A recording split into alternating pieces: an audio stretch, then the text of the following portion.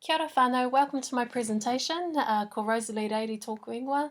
I'll be talking to us today about te pakirehua teacher inquiry. I want to invite you all to push pause as we go along because I'm going to go really quick through the slides. Basically, why do we have teacher inquiry? And it is to raise student achievement, and that's it at the end of the day. It's our shared challenge as educators in New Zealand. Where does it link to in the Marautanga o Aotearoa? Page 16, you can read and find more information about it. The NZC, the New Zealand curriculum, is on page 35, and there's awesome links online as well with little short clips to help you develop more understanding. I invite you here to push pause to read over the questions, read over the process. But what I'd like to draw your attention to are these two words, evidence-based. So what are the strategies and resources that are evidence-based that you know that research says works?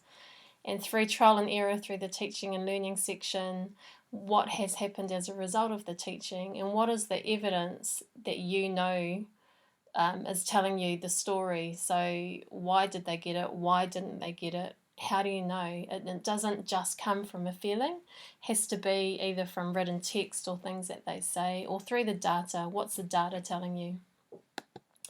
Basically, what are the benefits of teacher inquiry? And for me personally, it's empowering. It's empowering to watch teachers grow and inquire into their own teaching, and to see their shifts, especially with students. And the other thing that I'd want to point out is that inquiry should be not on top of what you do, but should be a part of what you do. And so use it as the appraisal instead of having two separate things.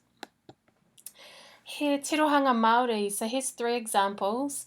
The main thing I want to draw your attention to is that te ao Māori have shown us in our stories, in our songs, in our history, our tipuna, and in our pūrākau, the answers have already been given to us, basically. And so don't forget that locally, and that we have our own stories.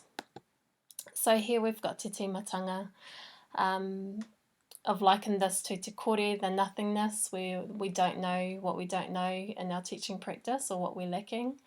And it's the strategies that are going to help us. So here are the characteristics of the atua.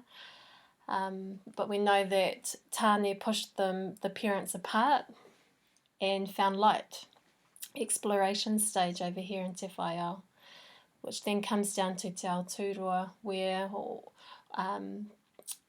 to next? Do we need to re-evaluate, or do we have clarity from evidence that we full assurity where we can drop into te ao marama, either restart the inquiry again or start a new one? Here's another example. Again, for some people, they need pictures and they need stories to link to the inquiry process. Last example I want to show you is a localised one that teachers devised at Uawa in Tolaga Bay. When I was sharing the inquiry process with te timatanga, they instantly thought of their tupuna that had the same characteristics of coming up with strategies, trial and error. And so we can learn from this that we have our own local histories and stories. It's our job to go find them, share them with our tamariki, and bring them back to life.